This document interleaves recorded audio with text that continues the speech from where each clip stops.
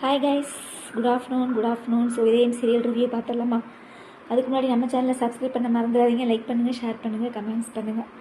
So இதே serial இன்றைக்கி எப்படி போச்சு? ஃபஸ்ட்டு வந்து அந்த வீடை காமிக்கிறாங்க. அதுக்கப்புறம் 2 நாள் தான் நம்மளுக்கு சீரியல் இல்லை கைஸ்.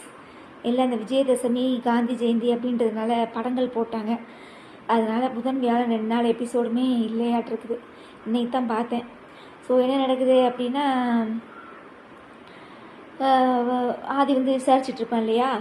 அப்போ வந்து சூர்யாவாமா, பாரதியோட வீட்டுக்காரர் பேர் வந்து சூர்யாவாமா, எங்கேயோ குஜராத் மாநிலத்தில் வந்து வேலை செய்கிறாராமா அப்படின்னு சொல்லி 2 பேர் போய் சொல்லிட்டாங்க.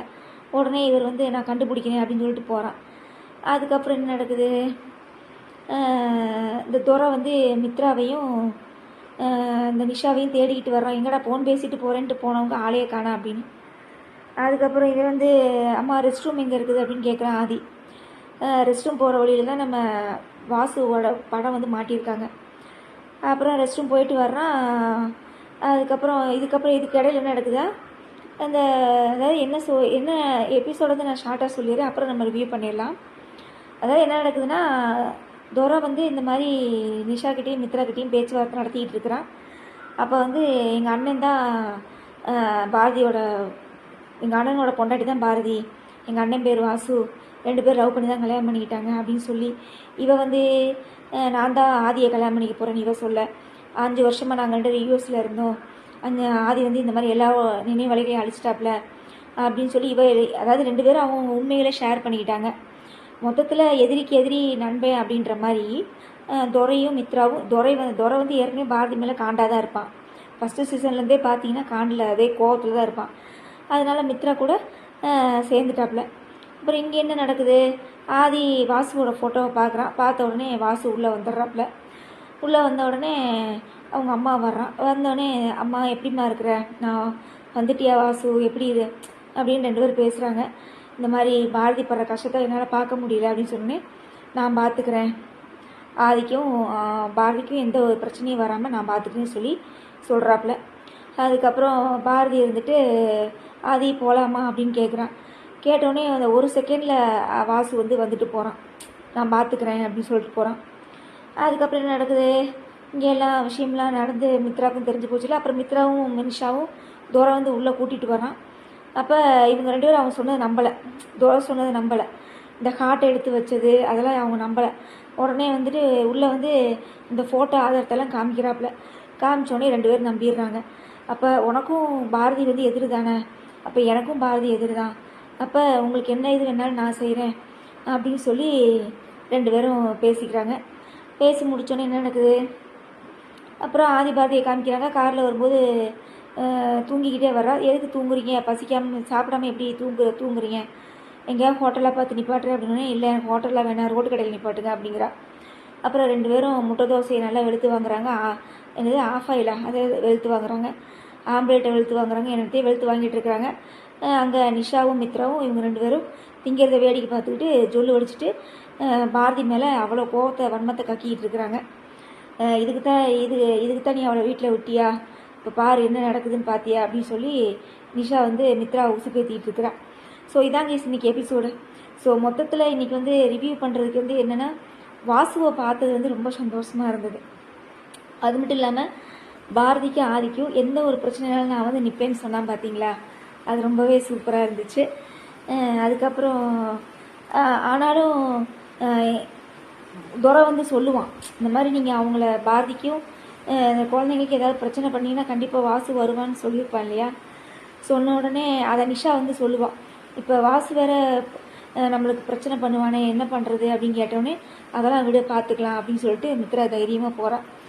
ஸோ மொத்தத்தில் என்ன நடக்குது அப்படின்னா, அந்த பழைய ஒரு சீசன் 1 பார்க்குற ஒரு இது வருது ப்ளீஸ், புரியுதுங்களா? பழைய சீசன் 1 பார்த்த ஒரு சந்தோஷம் வருது. அந்த வீடு என்ன, எனக்கு தெரிஞ்ச அந்த வாசுவோட அப்பாவும் உயிரோடு இருந்திருந்தா நல்லா இருந்திருக்கும். ஏன்னா அவர் ரொம்ப நல்ல மனுஷன், சரியா?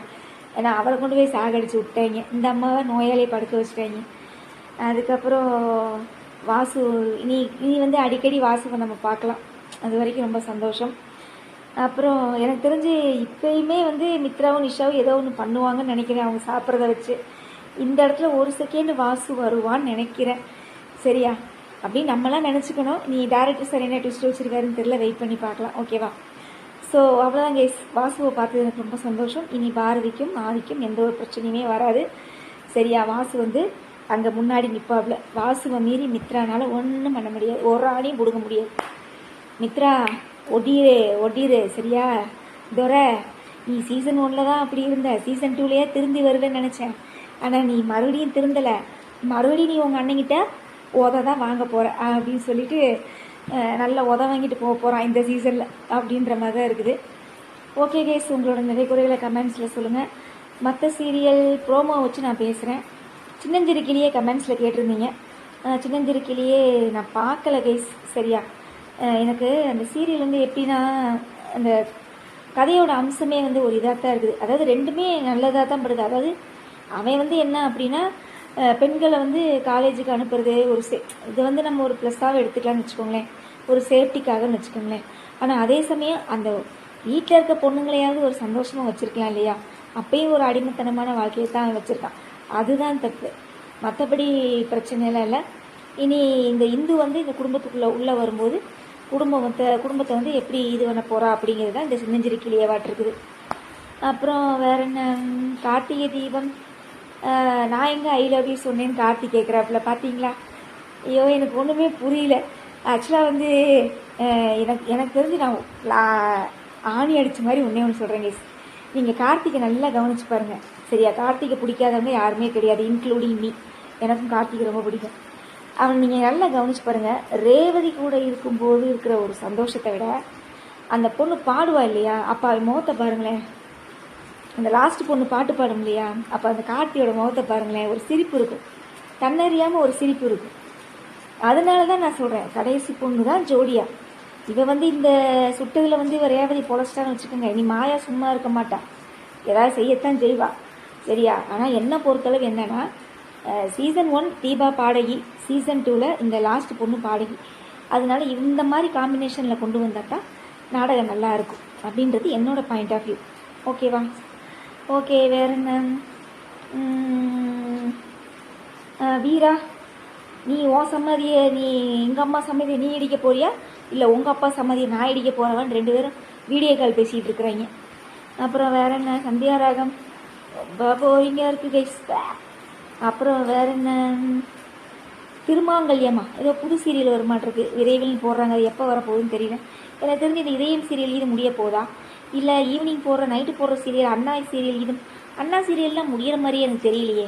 கதை இன்னும் அப்படியே இழுத்துக்கிட்டே போகிற மாதிரி தான் இருக்குது. சரி, வேற என்ன, உங்களோட நிலைக்குறைகளை கமெண்ட்ஸில் சொல்லுங்கள். மொத்தத்தில் இதயம் சீரியல் இனி வாசுவோட அவதாரங்களை நம்ம நிறைய பார்க்கலாம், அதுதான் உண்மை. சரியா? வாசுவை நான் ரொம்ப சீசன் 1லேயே நான் மிஸ் பண்ணேன் கைஸ்.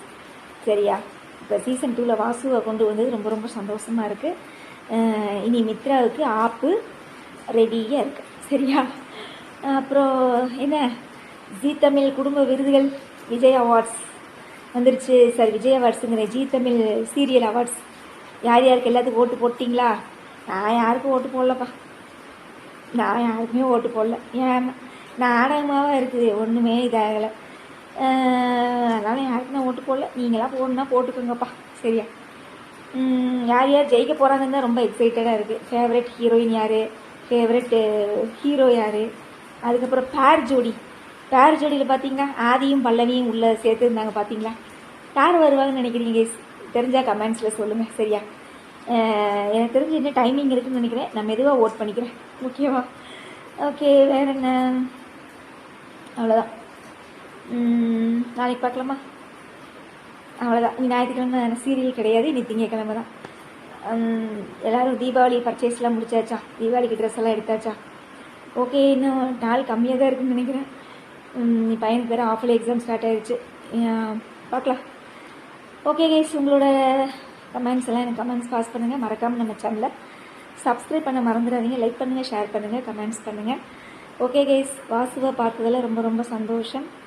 இனி மித்ரா என்னென்ன செய்வாளோ அதுக்கு ஆப்பு வைக்க வாசு வந்துக்கிட்டே இருப்பான். ஆனால் எனக்கு வந்து அவங்க அம்மா கிட்ட பேசுவான் இல்லையா வாசு, எப்படிம்மா இருக்கேன்னு சொல்லி அந்த கையை பிடிச்சி கேட்பான் இல்லையா, அப்போ ஒரு செகண்ட் எனக்கு கண்ணு கலங்கிடுச்சு கைஸ். ஒரே ஒரு செகண்ட் எனக்கு கண்ணு கலங்கிடுச்சு. ஓகே கேஸ், பை, நாளைக்கு பார்க்கலாம். ஓகே.